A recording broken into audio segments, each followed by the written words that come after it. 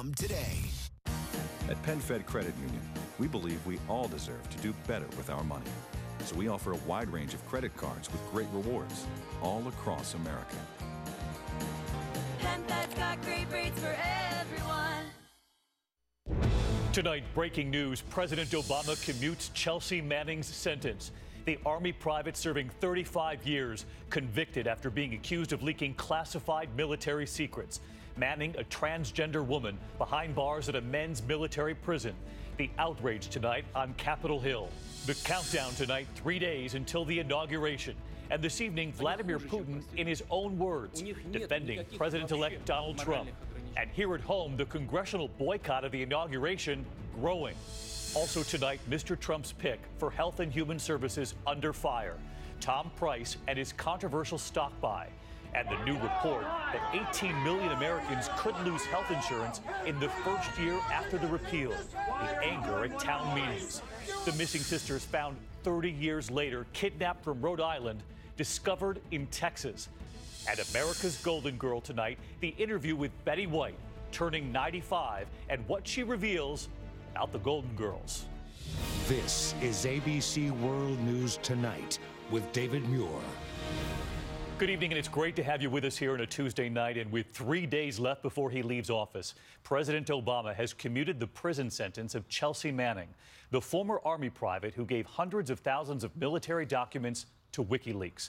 Manning was an intelligence analyst serving 35 years, the longest sentence ever given for a leak conviction. Now Manning will soon go free. Tonight, reaction is pouring in. The Speaker of the House, Republican Paul Ryan, saying Manning put American lives at risk and that the president has set a very dangerous precedent. We begin with ABC's chief global affairs correspondent, Martha Raddatz. She is one of the most controversial prisoners in America. And tonight, President Obama has ordered that 29-year-old Chelsea Manning be released in May, cutting short her 35-year sentence. Manning burst onto the world stage in 2010 during a deployment to Iraq. The low-level analyst known as Bradley Manning then providing WikiLeaks with some 700,000 military and diplomatic documents, embarrassing the United States in the eyes of the world.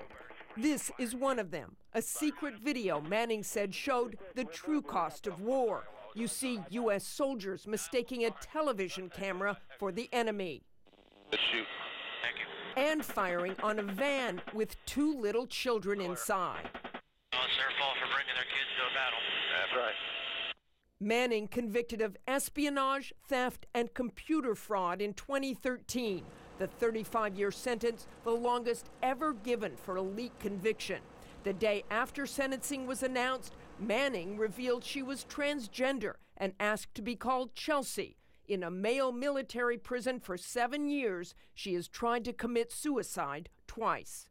Chelsea Manning is somebody who went through the military criminal justice process, was exposed to due process, was found guilty, was sentenced for her crimes, and she acknowledged wrongdoing.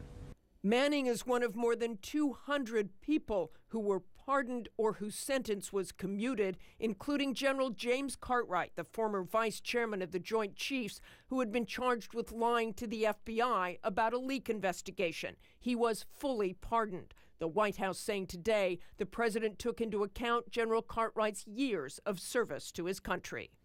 And Martha Raddatz with us live from Washington tonight. Martha, I want to get back to Chelsea Manning for a moment because reaction has been very swift. It has Senator Tom Cotton and Senator John McCain, both highly critical, both veterans. McCain saying President Obama's commutation of Chelsea Manning's sentence is a grave mistake that I fear will encourage further acts of espionage and undermine military discipline. It also devalues the courage of real whistleblowers who have used proper channels to hold our government accountable. David? And Martha, one more quick question on this. Does this put pressure now on the WikiLeaks founder, Julian Assange, after what he said last week? Well, WikiLeaks saying last week, if Obama grants Manning clemency, Assange will agree to U.S. extradition despite clear unconstitutionality of DOJ case, but no comment tonight. David. Martha Raddatz leading us off tonight. Martha, great to have you. The countdown is on tonight, 3 days until the inauguration, and tonight Vladimir Putin, in his own words here, defending President-elect Donald Trump. Putin also denying that Russia collected compromising information on Mr. Trump when he visited Moscow. Tonight, the White House is striking back, telling our John Carl it sounds like Putin got his talking points from the incoming administration. John is at the White House tonight.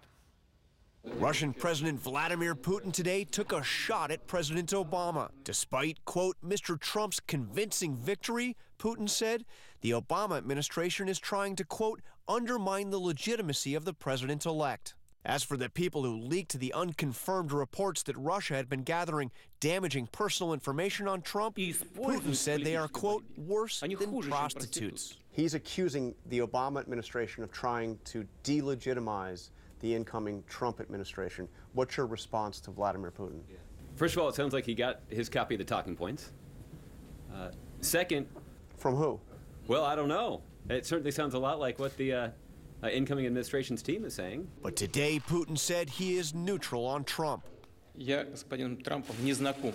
I don't know Mr. Trump. I have never met him, he said. I have no reason either to attack him, criticize him, or defend him. In the past, Trump has said he once met Putin, but more recently, he too has said they've never met. I have no relationship with Putin. I don't think I've ever met him. I never met him. While Trump has now acknowledged the Russians hacked the Democratic Party during the campaign. As far as hacking, I think it was Russia. He did it with a hedge. But you know what? Could have been others also. And his harshest words have been aimed at the U.S. intelligence community, which he blames for trying to undermine him with leaks. I think it's a disgrace. And I say that, and I say that. And that's something that Nazi Germany would have done and did do. Later, he specifically pointed the finger at outgoing CIA Director John Brennan. Today, Brennan fired back, saying to the Wall Street Journal, quote, tell the CIA officers who are serving in harm's way right now and their families who are worried about them that they are akin to Nazi Germany. I found that to be very repugnant.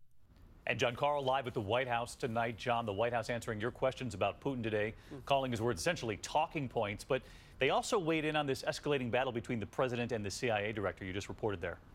They hit President-elect Trump hard over that for questioning Brennan's integrity. Josh Earnest, the press secretary, said, frankly, I'm offended by it. John Carl with us again tonight. John, thanks as always. On Capitol Hill this evening, the showdown over one of the president's key choices for his cabinet, Health and Human Services nominee Congressman Tom Price, under fire for his stock trades before publicly supporting legislation connected to them.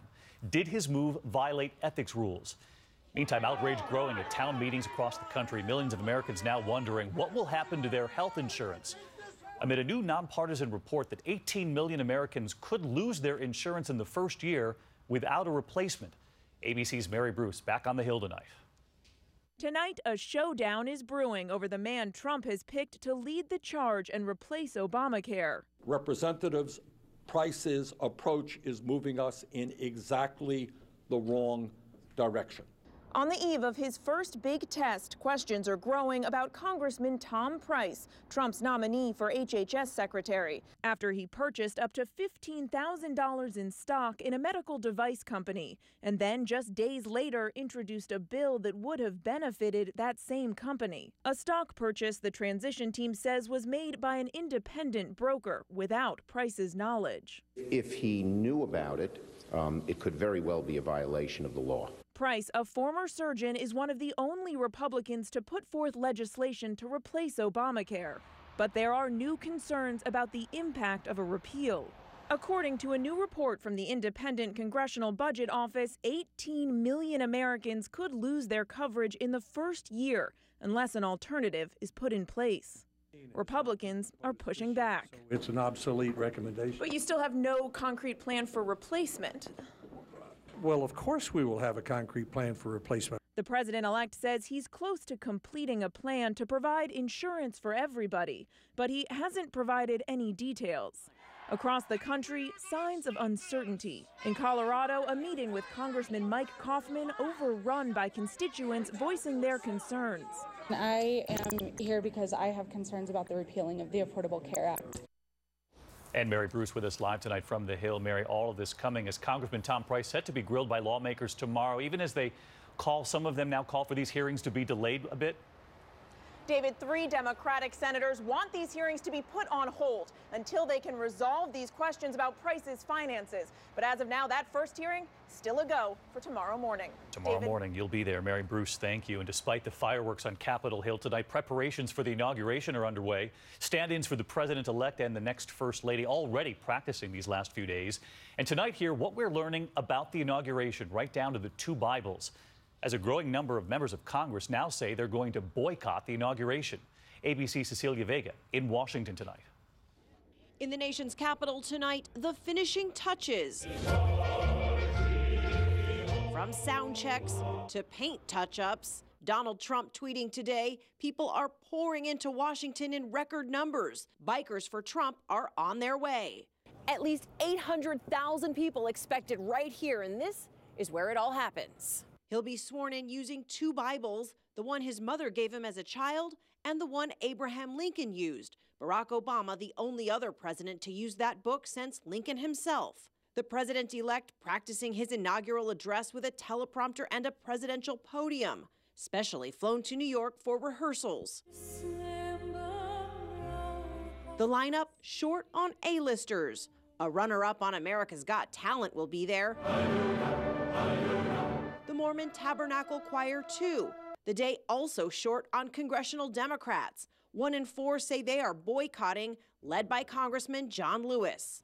I don't see this president-elect as a legitimate president. I think the Russians participated in helping this man get elected, and they helped destroy the candidacy of Hillary Clinton. The president-elect and the civil rights hero feuding for days. Today, Trump pointing out that though Lewis says he's never missed an inauguration, the congressman actually skipped George W. Bush's swearing in as well. He conveniently doesn't remember. How do you forget if you go to an inauguration? I can tell you when I was at the inaugurations, and you don't forget something like that.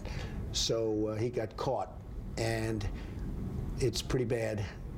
And it's making him look bad, frankly. Trump is taking office as our ABC News Washington Post poll shows only 40% of Americans approve of how he's handling the transition. That's 30 points lower than his last 3 predecessors.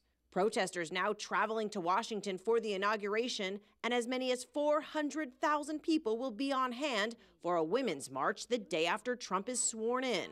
Everyone is welcome to march, no matter your age, your gender identity, or how you chose to vote. And they are posting images of their homemade signs online. The demonstrations expected around the country, with that historic inauguration just days away. And Cecilia Vega with us live from Washington tonight, where the president-elect Donald Trump is already there to kick off the inaugural festivities. It happens soon, David. Donald Trump, Mike Pence, and about 200 foreign diplomats all right here for a black tie gala. This will be the first chance for many in this foreign diplomatic community to meet this incoming administration, David, for the very first time. See you in Washington, Cecilia, later this week. In the meantime, stay with ABC News for live coverage of the inauguration, beginning at 7 a.m. Eastern Friday morning on Good Morning America, straight through a special edition of World News Tonight and 2020. Meanwhile, we move on to other news tonight and a major announcement from General Motors, investing $1 billion in U.S. manufacturing, saving and adding thousands of jobs. And we ask this tonight, was it because of President-elect Trump, or was it already in the works and good timing for these automakers? Here's ABC's chief business correspondent, Rebecca Jarvis. He's been heaping praise on automakers adding jobs in the U.S. and turning up the pressure on those who haven't. I appreciate that from Ford. I appreciate it very much from Fiat Chrysler. I hope that General Motors will be following, and I think they will be. Today, GM did, announcing it is investing $1 billion in new U.S. manufacturing and creating or retaining 7,000 U.S. jobs, 5,000 salaried and white-collar positions in finance and advanced technology, 1,500 in factories, and another 450 including work previously done in Mexico. GM CEO Mary Barra hinting at the move last week. I think there's room to make some changes that are going to make it, improve it, and make it more equitable across the globe. On Twitter, Trump celebrating.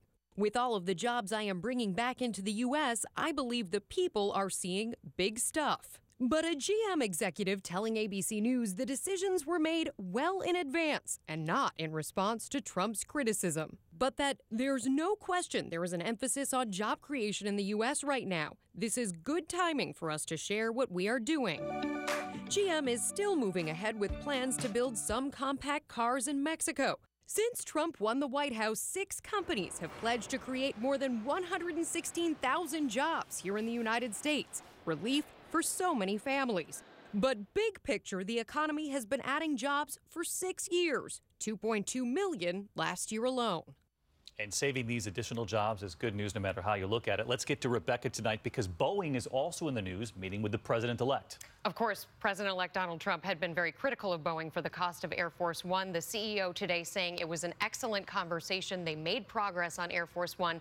But even if plans move forward, it's unlikely Trump would ever fly on it, given how long these take to make, even if he had a second term. Wouldn't be ready in 8 years. Exactly. Save money, but it'll be a while. Rebecca, thank you. There is still much more ahead on World News Tonight this Tuesday. The missing sisters, kidnapped from their home, found more than 30 years later. Tonight they were